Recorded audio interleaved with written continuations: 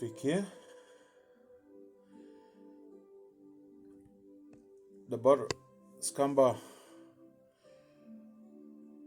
toks atlikėjas, kurio aš irgi renku įrašus, mėgstu. Ir jo vardas yra Danielius, o pavardė Kobialka. Tai gal Lenkų migrantų į Ameriką palikuonis. Kad čia neprigalvočiau ar nesumaišyčiau, geriau paskaitysiu apie jį.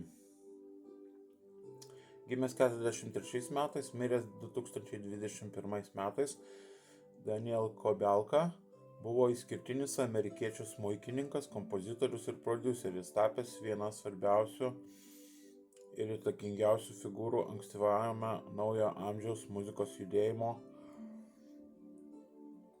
etape. Sujungęs nepriekaištingą akademinį klasikinio smuiko meistriškumą su giliais garsinės terapijos, meditacijos, minimalizmo ieškojimais, jis sukūrė unikalų skambesį, kuris iki šiol ramina milijonus klausytojų visame pasaulyje. Iš tų štamtaram atlikėjų visų, man jisai ypatingas, kad, grinai skaitant biografiją, kad jis vienintelis buvo Carnegie Hall, pavyzdžiui, ir avangardo atlikėjas, labai rimtas, žmogus, profesionalus. Ir Niujorko valstijoje gimęs 43 metais, talentas neeilinis išryškėjo anksti, būdamas 13 ar 15 metų, nustojo Carnegie Hall ir debiutavo, puikus kritikų įvertinimai, paskui įgijo muzikos menų daktaro laipsnį, Doctor of Musical Arts, katalikiškame universitete Amerikos. Klasikinė karjera tikrai irgi, o čia groja dabar šitas jo albumas. Čia groja paskutinė daina iš jo, The Future is Beautiful. Ateitis yra graži. Geras pavadinimas, ar ne? Jis grojo JAV karinių oro pajėgų orkestre.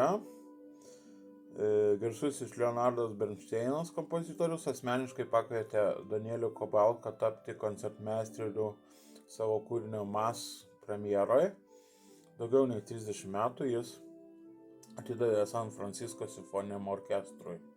Užėmė antrojo smuiko koncertmeisterio poziciją. Nepaisant didžiulės sėkmės klasikos rėmuose, jisai turėjo stiprų potraukį eksperimentiniam menui, minimalizmui ir muzikos terapijai, ypač apie ką aš noriu dabar paliesti. Tai 80-aisiais nusprendė netradiciniu keliu pasukti. Kalifornijoje įkūrė savo asmeninę įrašų kompaniją, suteikė visišką kūrybinį laisvę jam leisti muziką ir ji neatitiko tradicinių koncertų salių standartų, bet turėjo stiprų gydomąjį poveikį.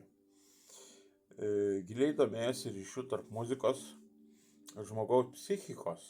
Jo kūriniai rėmėsi senosiomis harmonijos tradicijomis, buvo tyčia kuriami taip, kad transformuotų aplinkos vibracijas į ramybės ir atsipalaidavimo oazę. Daugelis jo albumų buvo naudojami oficialiuose klinikiniuose tyrimuose. Živilė, paspausk play. Ligoninėse bei reabilitacijos centruose visame pasaulyje, nuo Pekino iki JAV klinikų, siekiant sumažinti pacientų stresą ir skatinti gijimą. Jeigu visiškai išėjęs iš proto, tai Danielius Kobialka skubėjo padėti. Esminiai albumai ir muzikiniai etapai. Danielius Kobialka Jo diskografija yra milžiniška, ją sudaro 10 albumų, kuriuos galima suskirstyti kelias teminės grupės. Ankstyvasis kosminis minimalizmas. 80-83 pasižymėjo ilgomis, hipnotizuojančiomis ir kosminėmis kompozicijomis. Pirmasis albumas tai kasetėj buvo Labyrinth Within, aš aišku jo neturiu, Cosmic Ecstasy 81, sujungė smuikio partiją su varpelio styginių arfos garsais, sukuriant gilę kosminę erdvę meditacijai. Ir va tas, kurį turiu, buvo išleistas pirmą kartą 82 metais, jis vadinasi Timeless Motion. Va, šitas iš senųjų, kurios turiu. O čia taip jis atrodė pats. Va, Danielius Kobelka. Kas buvo ypatingo šitam albume Timeless Motion? Vienas kertinių jo karjeros albumų, įtvirtinęs jo vizitinę kortelę lėtą plaukiantį smuiko toną, apgaubtas švelniais sintezatorių akordais, prie kurių prisidėjo prodiuseris Andy Kuhlberg. Žvilė, kodėl taip tyliai? Garsiai padaryk, nes negirdžiu. Pachelbelio kanonas Extended Version buvo pagrindinis kertinis šito albumo kūrinys. O dabar kas groja? Dabar groja ne šitas, o šitas albumas. Pinokio frazė ir filmas When You Wish Upon a Star. Kai užsinori ant žvaigždės, ne. Sugalvoji norą, matydama žvaigždę ir tas noras pildas. Va. Dabar jeigu einant iš eilės. Didžiulę Kobelkos populiarumo dalį lėmė jo gebėjimas dekonstruoti ir sulėtinti visiems žinomus klasikinės muzikos šedevrus, pritaikant juos giliam atsipalaidavimui. Velvet Dreams 90 metų. Skamba bene žymiausia jo interpretacija Pachelbel Canon in D, ištęsta iki daugiau nei 20 minučių trukmės meditacinio seanso. Taip pat čia galima išgirsti unikaliai sulėtintus Bacho ir Vivaldi kūrinių versijas. Na, Velvet Dreams, man atrodo, aš jį turiu, bet dabar galiu parodyti tik tai šitą ir šitą iš ankstyvųjų jo kūrybos. Ir dar kas eina iš jo ankstyvųjų kūrybos etapų, tai va būtent šitas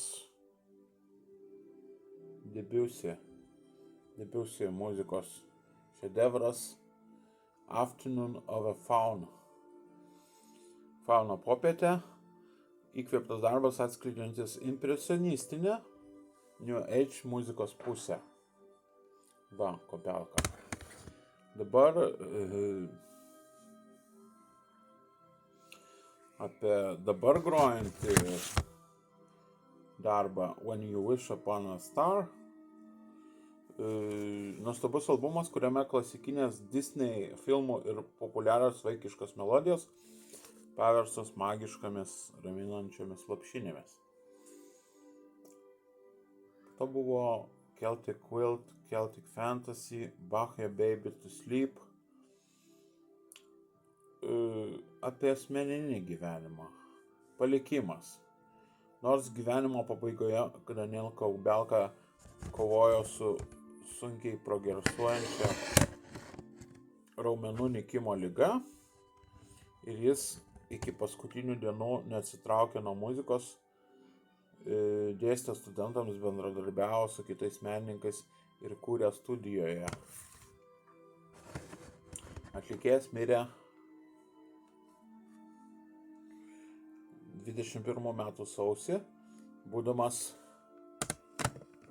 77 metų, ką tik užbaigė savo paskutinį albumą. Kobelkos sūnus, violončelininkas Semjon Kobelka, taip pat pratęsė tėvo tradiciją. Kartu jie spėjo įrašyti albumą American Classics.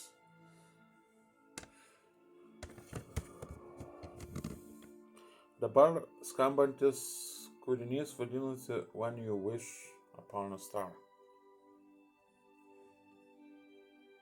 Buratino, Pinokio.